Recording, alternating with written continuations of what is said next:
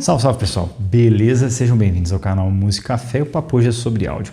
Eu trouxe aqui um fone TWS muito interessante para falar sobre, que é o Pamu Quiet. Vou falar um pouquinho sobre a PodMate, ou Pamu. Eu acho que qualquer pessoa que já pesquisou sobre áudio na internet já se deparou com uns anúncios ali, principalmente há uns 2, 3 anos atrás, que eles lançaram o Slide. E provavelmente havia um tanto de anúncio, um maluco abrindo e fechando a capinha assim do slide na cara da câmera várias vezes. Eu mesmo, era 500 propagandas do Pamu Slide por dia. Todos os astros da NBA estão usando, todo mundo está adorando, os astros de Hollywood estão amando. E aí tinha uns vídeos dos malucos usando o fone, achando uma cara muito boa assim.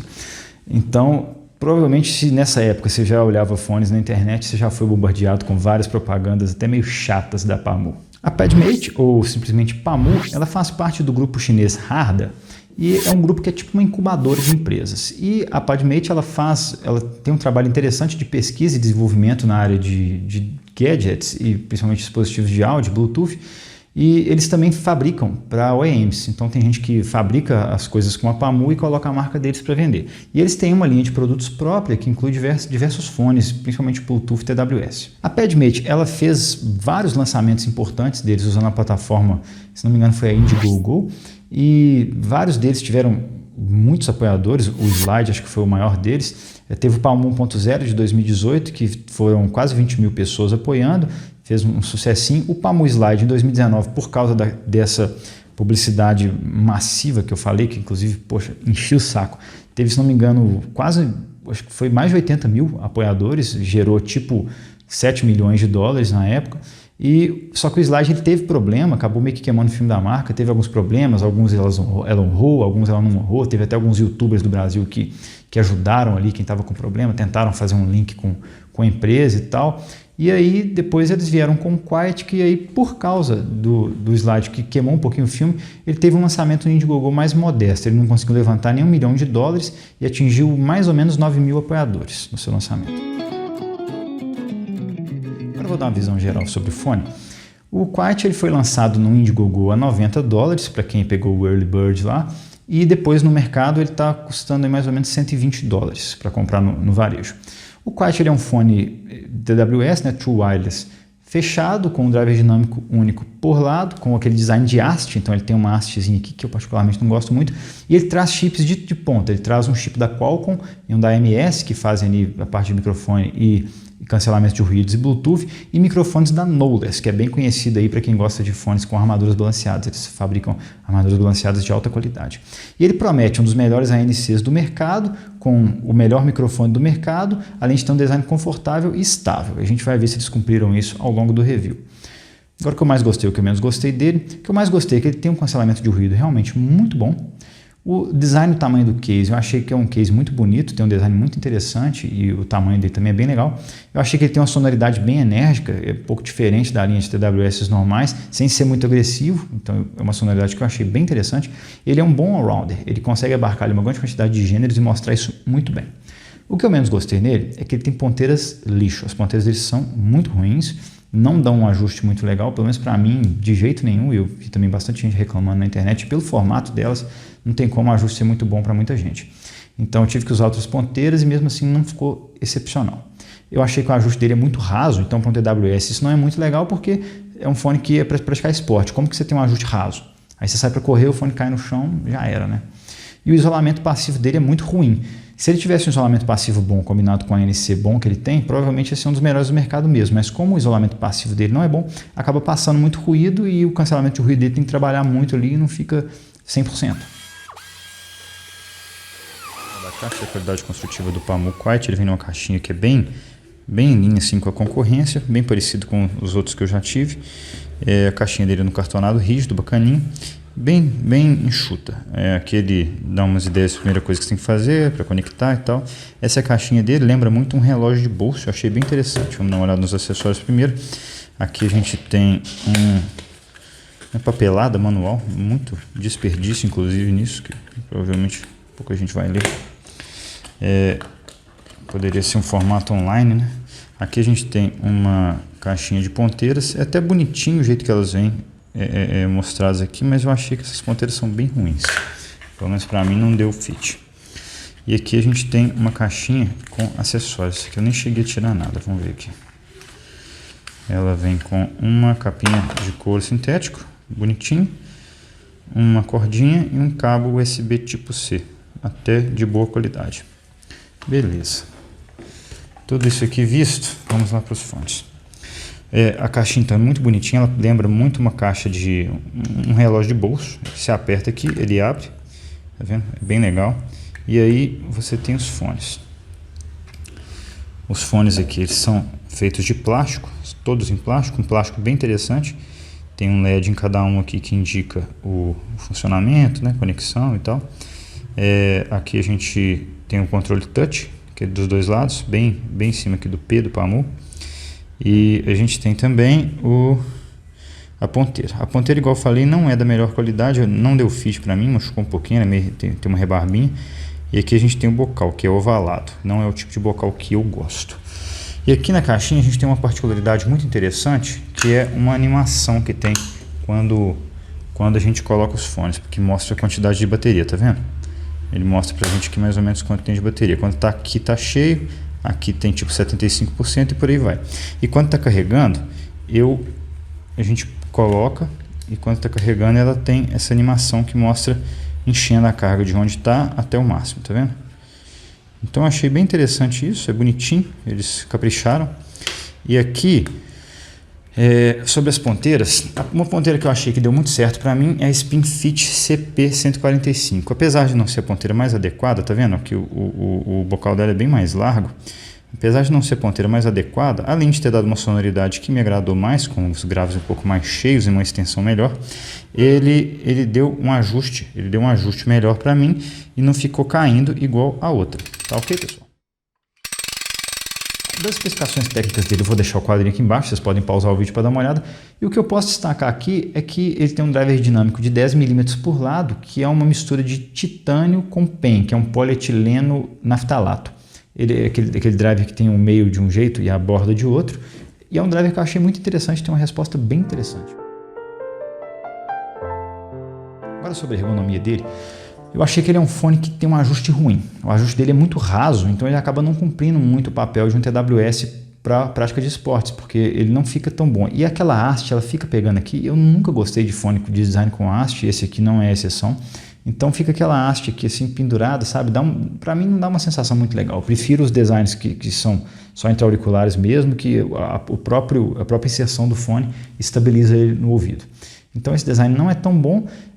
Por outro lado, eu achei que o case dele é muito bom, tem um tamanho excelente, ele é pequenininho, é super compacto, você coloca no bolso, na mochila ali e esquece, não incomoda. E as ponteiras dele são bem ruins mesmo. As ponteiras que vem com ele não tem como aquilo ali servir direito. Então eu consegui um fit legal com a CP145 da SpinFit, só que ela não fica muito boa no bocal dele, às vezes solta, às vezes você vai tirar o fone e a ponteira fica agarrada dentro do ouvido.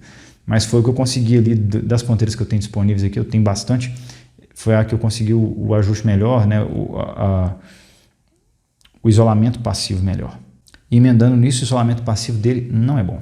Ele poderia ter um isolamento passivo melhor, se tivesse um ajuste mais bacana, mas o isolamento passivo dele é fraco. Parece que você está usando quase um fone aberto, de tão ruim que é o isolamento passivo. Pessoal, agora eu vou falar para vocês um pouquinho sobre o aplicativo da PAMU e um pouquinho sobre a experiência de uso com o Quiet. Abri o aplicativo aqui da PAMU, ele já mostra para você quem que está pareado aqui. No meu caso o Master é o L, mas dá para escolher o R também. Ele entra aqui e já entra no modo para selecionar o ANC. Transparência, ANC on, ANC off. É bem simplesinho o ANC dele. Eu achei o modo com Noise Cancelling ativado muito bom. Ele cancela principalmente ruídos de baixa frequência, então é muito competente. Você para de escutar realmente, sei lá, 100 Hz para baixo, qualquer ruído desaparece mesmo, é muito competente. Mas daí para cima já fica bem mais ou menos. Já o modo de transparência, ele parece que só compensa o isolamento passivo dele. Então ele é bem levinho, mas eu achei que poderia ter sido melhor, porque tem uns tipo da Sony ou até mesmo da Anker que dão um ganho na região da voz humana, o que é muito interessante, porque a voz humana é o que a gente mais usa na real. Então a gente escuta as pessoas falando e tal para conversar com alguém, mas de qualquer maneira o ANC dele principal é é bem legal e esses barulho de ônibus e tal, isso tudo vai embora.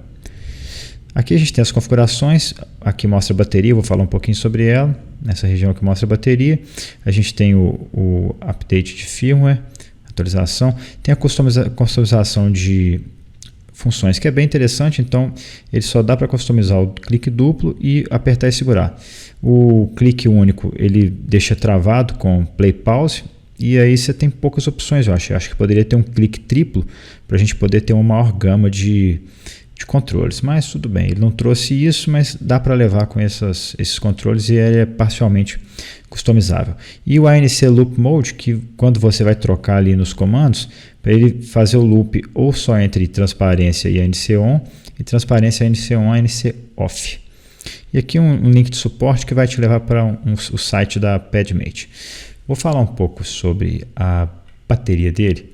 A bateria do PAMU ele mostra aqui, não sei porque que não está mostrando dessa vez, o aplicativo dele andou dando uns probleminhas aí recentemente. Mas a bateria dele é média a ruim. Ela dura cerca de 3 horas e meia de uso contínuo com o ANC ligado. E aí quando a gente desliga o ANC ela chega a umas 4 horas, mas assim, para um fone desse tamanho e tal, eu achei pouco. A concorrência está na frente aí, a gente tem o Anker Life P3 que dura tipo 8 horas, a gente tem o Apollo Bolt, que eu já revisei aqui no canal, que dá 8 a 10 horas de duração, então deixou bastante a desejar. Eu acho que para o uso diário está suficiente para fazer esporte, para poder ir para o trabalho, voltar, mas de qualquer maneira eu achei ruim. A conectividade dele eu não achei muito boa. A conectividade dele é média. Ele tem uma estabilidade de sinal razoável, que tem um alcance mediano ali de mais ou menos 10 metros sem obstáculo, e eventualmente ele perde conexão, perde um lado com o outro e tal. Isso para quem é meio preciosista isso pode irritar, sendo que a gente tem fones até mais baratos que tem uma estabilidade melhor. E de vez em quando ele dá um erro que tipo ele reseta. Você está lá usando, de repente ele reseta, reinicia, conecta de novo e continua como se nada tivesse acontecido. Então isso pode ser um pouco irritante, mas tudo bem. Voltando na bateria, a case dele, ela consegue carregar ele de novo, se não me engano, 2 ou 3 vezes, sendo que só 2 são cargas completas. A outra é só um chorinho mesmo. Agora fazendo o teste do microfone do PAMU Quiet, vocês estão me ouvindo aqui só com os ruídos domésticos mesmo de fundo. E eu vou colocar 3 tipos de ruídos diferentes para a gente poder testar a eficiência do cancelamento de ruído dele. Primeiro vai ser um restaurante, ruído de fundo de burburinho, gente conversando, criança chorando, em volumes que eu julgo mais ou menos realistas, tá? Agora o segundo ruído vai ser um ruído fóssil, que normalmente é o ruído que o microfone tem mais dificuldade de resolver. Eu não sei como é que tá aí. E o terceiro vai ser um ruído de avião, que é um ruído que eu acho que se assemelha muito a motor de ônibus, né? Talvez um trem, um metrô. Então agora esse é o ruído de avião, que é um ruído mais gravão e costuma resolver bem esse tipo de ruído, esses microfones com cancelamento de ruído. É isso, esse é o teste do microfone do PAMU Quiet. Agora vamos falar sobre o mais importante, que é o som do Quiet. O som dele foi totalmente avaliado usando as ponteiras SpinFit CP145. E vocês têm que ter em mente que a ponteira faz muita diferença no som.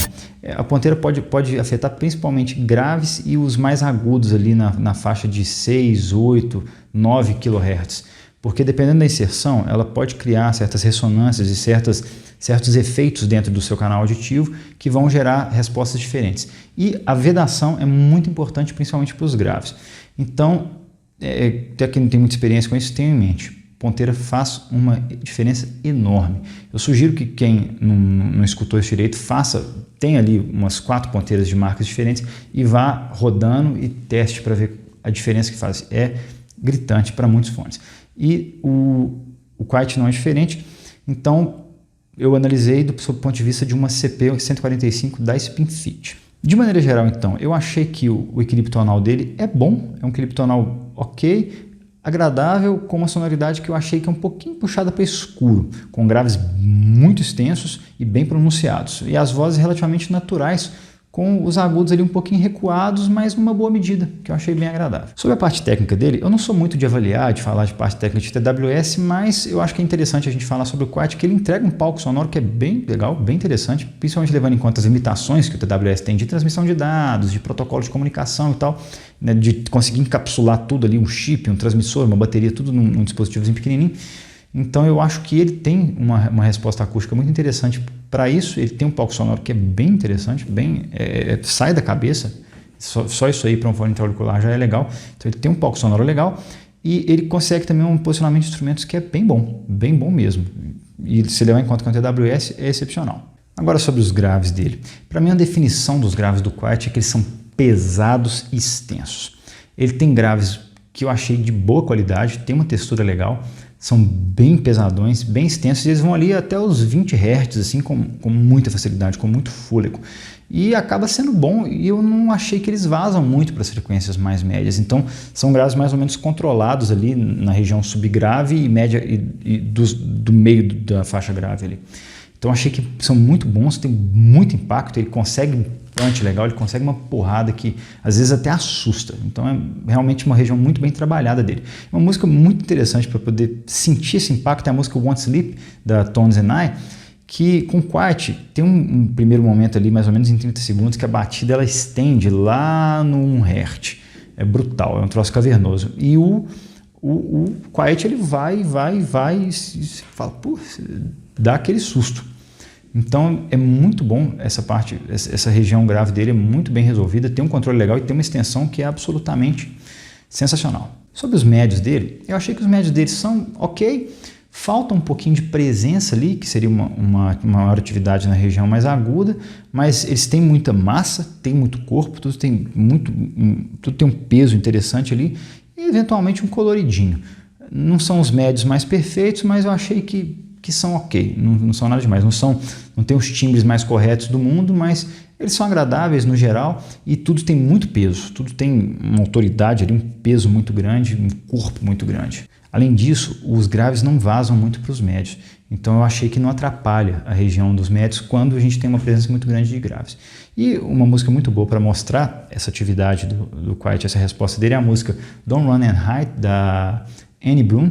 Nessa música ela tem uma batida que é muito forte, autoritária, maçudona, e a voz dela é uma voz mais suave. Então a voz dela está ali na faixa, às vezes um pouquinho recuada, mas ela tem corpo, a batida tem uma porrada que acaba sendo bem grave, não atrapalha a voz, não vaza ali, e tem os instrumentos aqui no fundo que também não são atrapalhados pelos graves. Então você consegue escutar essa separação toda, a voz está ali, ela tem corpo, ela tem uma certa massa, falta presença, você não sente muita presença dela ali, mas ela tem corpo, tem massa, e a batida principalmente tem bastante corpo, bastante massa, e não atrapalha as vozes, não atrapalha os acompanhamentos de segundo plano. Sobre os agudos, normalmente a região aguda é que mais sofre em fones TWS, por causa do protocolo de comunicação mesmo. As regiões agudas acabam não sendo muito privilegiadas, porque você acaba tendo que ceifar um pouquinho ali na resposta em frequência para poder transmitir todos os dados, então não é uma região tão privilegiada assim, até porque não é um fone híbrido, não é um fone que seria tão competente nessa região,